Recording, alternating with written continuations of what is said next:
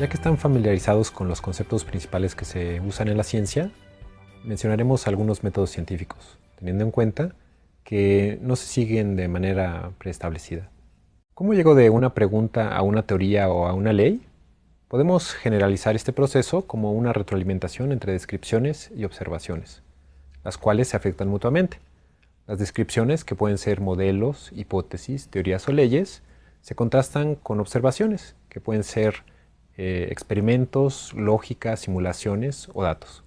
Uno de los métodos científicos más usados es el de la deducción, la cual consiste en la aplicación de ideas generales a casos particulares. Usa la lógica. Un ejemplo es, si los perros son caninos y los caninos son mamíferos, podemos concluir que los perros son mamíferos. Además de los límites de la lógica que discutimos la semana pasada, este método tiene otras limitantes. Por ejemplo, las premisas no siempre pueden verificarse, o también a veces es muy difícil pasar de una descripción a un lenguaje formal necesario para darle un tratamiento lógico. Otro método científico que también se basa en lógica es el de la inducción, que hace generalizaciones a partir de casos particulares. Por ejemplo, si nos preguntamos qué es la vida, observamos distintas instancias de sistemas vivos, como células, árboles, mamíferos, y vemos qué propiedades tienen en común. Entonces vemos que tienen metabolismo, que están basados en ADN, que tienen células y otras propiedades.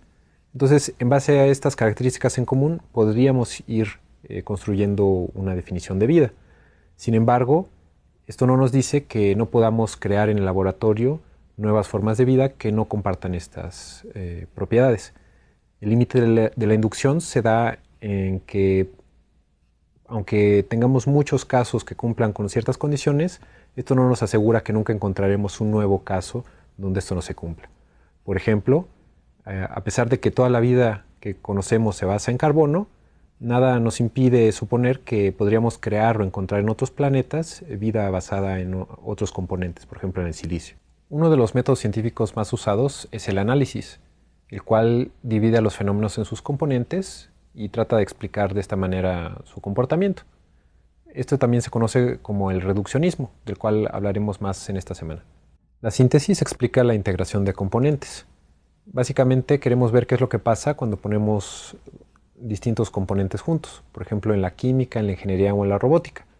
Si yo pongo dos componentes juntos, ¿qué comportamiento van a desarrollar? Recientemente, con el desarrollo de las computadoras, podemos desarrollar nuevos métodos científicos. Por ejemplo, el desarrollo de simulaciones por computadora o también analizar estadísticamente datos masivos. Las simulaciones podemos decir que son modelos computacionales. Nos permiten estudiar modelos con millones de variables y contrastar de manera exhaustiva distintas condiciones y de manera sistemática ir viendo qué es lo que sucede cuando yo varío distintos parámetros. Veremos más adelante cómo las computadoras nos han permitido simular sistemas complejos, los cuales están motivando un cambio de paradigma científico. También mencionaremos cómo las computadoras nos ayudan a generar nuevas ideas con creatividad artificial. La estadística trata del estudio de los datos.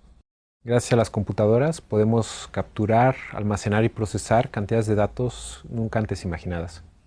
Estos métodos para el análisis y el estudio de datos masivos nos están permitiendo contrastar y verificar teorías en áreas como biología o sociología, donde antes no teníamos una manera objetiva de comparar distintas explicaciones de los fenómenos. La serendipia es el descubrimiento por accidente, que involucra cierto azar o un poco de suerte.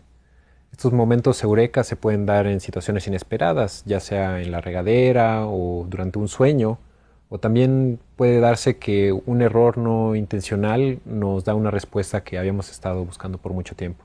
Puede haber serendipia tanto en la observación como en la descripción. Puede ser una observación no esperada o una idea no buscada. Aunque el conocimiento generado por serendipia depende un poco de la suerte, debemos estar preparados para poder aprovechar estas oportunidades. Los métodos científicos nos ayudan a esto. Se ha estimado que entre el 30 y 50% de los descubrimientos científicos han sido en parte gracias a la serendipia. Por ejemplo, muchos medicamentos como las vacunas, la penicilina, el LSD y el Viagra, o también algunos materiales como el teflón o pegamentos, o hasta algunas tecnologías como el horno de microondas, se han generado gracias a la serendipia. En la última sesión de esta semana hablaremos un poco más sobre la creatividad en el pensamiento científico.